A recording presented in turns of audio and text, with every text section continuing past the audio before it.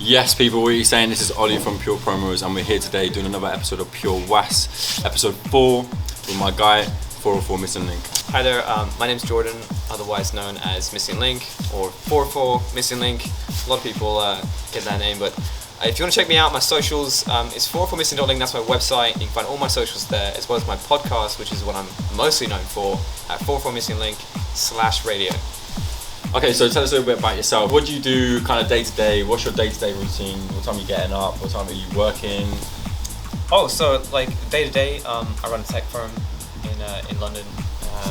Do a lot of data analytics and marketing and stuff like that. So, which is really interesting work, and it pays the bills around here because music is not a good industry to go into if you're looking for money, unless you're really, a celebrity or whatever. In terms of what time I get up, it fluctuates between 8 a.m. and 1 o'clock in the afternoon. That lucky? Yeah, literally, it's like when you're your own boss, you can do what the fuck you want. Yeah, and I often do a lot of work late at night with everything I do. Right. Everything's sort of like 2, 3, 4 in the morning kind of stuff. That I do, music-wise, work-wise, everything-wise. Okay, so speaking about music-wise, I mean, are you talking about producing? What are you kind of laying out right now? I know that obviously the podcast is a massive hit, and if you haven't already, you better had. Yeah, so I mean, obviously the podcast takes up like a huge amount of my time in terms of track selection, dealing with artists that want to do. Even the knowledge, I think that is spread out on the podcast. I think I love side A. I mean, side A, it makes me feel like I know a lot more about the music than I do. Yeah, I think it's a combination of you got to go back into the history of the podcast and the reason why I made it. I was disenfranchised with a lot of other podcasts and radio shows at the time. I really just hated the way they sounded, and I wanted something almost for myself that I could listen to. Like, this is some of the music I really like. So you did it because you loved doing it? Of course, yeah. And I wanted to hear music every week that I really liked. And I thought, well, if I'm going to do that, I may as well put it out there. So yeah, and then the side A and the side B thing came from where I used to make the show from in South London on a small internet radio station where I had a 2-hour slot and ads in between. And so I had to make 2 different sides with an ad break. See, I thought the side A and side B thing was going back to vinyls. Because obviously you had your side A and your side B. Well, that was just a good excuse for it. Right. So obviously you always pop the tape and then flip it. That's right. So the whole tape thing came from because, everyone's doing the vinyl thing. Right. And I thought, well, doing the tape thing would be a bit different. Yeah. And I love it. The cool sound of it and everything. Because I like it, because I feel like I popped it, but I haven't even popped it. It just goes from side A to side B. I'm like, sick, I've already popped the tape. Let's go, Jordan. I still tell you to turn it over. But yeah, so that's like the history of why it's side A and side B, and a little bit about that. And yeah, so a lot of the knowledge that I created or gained doing that over time, enhanced the show. Made it sound better, made it into a more professional sounding show, while still being kind of grassroots and not too much talking and just about the music. Everything in my musical opinion and my career is just about the music. The music takes number one. And I can't lie, the balance is for me as well, especially for me. Yeah. When you say listen to a podcast and it is a good hour and 45, and for me the whole hour and 45 is fully enjoyable. Like where you're listening to, you got side A and it's knowledge, but not like force it down your neck kind of knowledge. This is that, boom, produced by this, that, the other, and I think hats off to you for the way you've done it, to be honest. I appreciate it. Literally, it's just all been trial and error, and it's just good feedback from people like yourself that kind of like keeps me doing it and that kind of stuff. Yeah. Okay, man. Okay. Yeah. Okay, so musically speaking, who would you say your inspiration comes from? So when you're flicking through iTunes, what's your go-to? Do you know what I mean? Oh, my inspiration for music is a really interesting one. Of course, probably one of my favourite DJs of all time. Someone who I really got into with my first album I ever bought in 2012, 2013 was this Deep House album. There was a track on there called No Eyes by Claptone. Claptone now is a huge artist, right? Huge guy. And he really inspired me into my DJ career, as well as music as a whole, because I just thought that guy had such a great brand. He was so different, and even some of his like darker sets had such interestingly an underground music, and I based my whole brand around that same thing, the underground sound. How do we bring music that no one's ever heard about? Exactly, and bring it to the forefront. Okay, cool. So on the back of that then, what would you say obviously Clapton being one of your big guys out there, what would you say your favourite back-to-back would be? So you being on the second half of the back-to-back as well. Who would you back-to-back with out of everyone? Low Stepper. Low Stepper. Okay, reasons? He's just an amazing like He's just straight up. That guy is an amazing producer. He can produce anything from deep house to minimal to tech house, and it sounds utterly amazing. But not only that, he's a really good entertainer on the decks, and that is like 50% of the work. Like 50% of the work is track selection. After that, it's all DJ talent. If you can make great music, I've seen it before. I've seen it before, like with certain artists like Skrillex and these kind of other people. They're great producers, but can they DJ, mix? No. No. And Low Stepper is someone that's really good. I've seen him live. I just like wet myself, man. Honestly, that dude is unreal. And I can't fault you. I can't argue with those decisions. Fair enough. Yeah, that guy's sick. Fair enough. Okay, so talking about sets and stuff, obviously you kind of we know each other. We go way back anyway. That's right.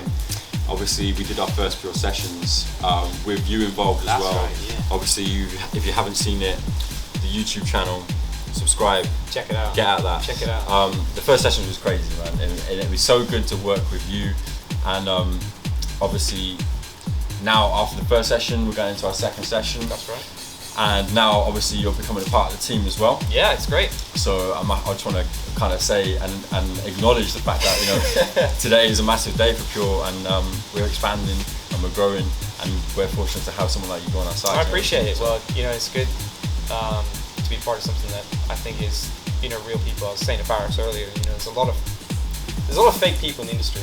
I think there's a lot of people that will talk a lot and they're ready to do so much by texting and talking and talking and talking. When push comes to shove, there's only certain few people, and I mean that's one of the reasons why we're here today and doing what we're doing, because we like to make shit happen, bro. Honestly, I don't talk shit. I do shit, man. We just do shit. Yeah, we're all doing it. Exactly. So obviously you'll be covering all the sounds and stuff. So we're just fully gassed to have you come on board. Leverage my technical knowledge. Yeah, man. It's there. It's in abundance. Honestly, like you may as well. It's right there. Okay, so let's talk about the future. Let's talk about the future a little bit. What have you got coming for us? What's in the pipeline? What are you going to let us hear about? No more secrets. So I don't mind. I'm very open about it. In the future, I sort of see myself more as a purveyor of music. For people. Describe that to me then, just in case. So just like the podcast, I bring underground house music to people that aren't necessarily house heads. Okay, so a lot of my listeners aren't actually DJs or people that are really hugely into the house scene, but they appreciate the podcast because of the structure of it. Right. And I see myself almost as a DJ the same thing, where instead of being your typical house DJ or tech house DJ or minimal DJ, I want to be someone that goes to a normal event and brings underground house music to people that don't really understand it. Right. And that kind of thing. And in the future, say 5 years in the future, I'd love to have my own little record label or something where I get to choose some of the people that I think are really underground and upcoming, and push them out, and push them out on the show, because the show is only going one way, hopefully, but it's only going one way. Yeah, man, if I'm consistent about it, it should be really, really big, like really big in 5 years time, like you say. So that's where I see my future. And in the pipeline, I do have some tracks. Because I know obviously you've done a lot of mixing and stuff, and actually introducing tracks to people and kind of let's say revealing the underground to people. So what about your production? So although I'm a very good mixer, I'm the best mixer. I'm a very good and I will back you on that, bro. I swear. At being a DJ and also doing a lot of music stuff for the podcast. As a producer, I'm very, very young in that respect. I'm very amateur in that respect. But there's stuff to work with. Of course, yeah. Because I'm waiting, and it's been. I know. It's been a minute. There's so many. It's been a minute, bro. I've been saying, when are you gonna? There's so many people that are like, when are you gonna produce your own tracks? It's like, it's not as simple as that. It's not as simple as just going. I'm joking. Yeah. I'm like, do it now. Anyone could throw like 4 beats and all that together and just put a bass line on it and send it. But if I had to make music, it's got to be the same quality that I'd play at Side B in Contrast. Yeah. Because obviously that's where I want to promote it. So minimal kind of Well, yeah, like I know you love the minimal. of the same quality. Yeah. You know, it might not be the same genre. Genres come and go. This year it's been minimal and tech house. It has. It's been booming this year. You yeah. know, like it's been a really nice genre this year. It's been a really nice B-side this year. Next year. It's been a really nice B-side. Honestly, this year's been really dirty for B-sides, and like next year it might be something different. You just never know what's around. Well, I'm just waiting for the B-side where you're like, actually, the first track is my own. Literally, yeah, literally. That's exactly how I do it. And it will be as well. Guys, you're listening I just wouldn't even tell you that. 404 Missing Link.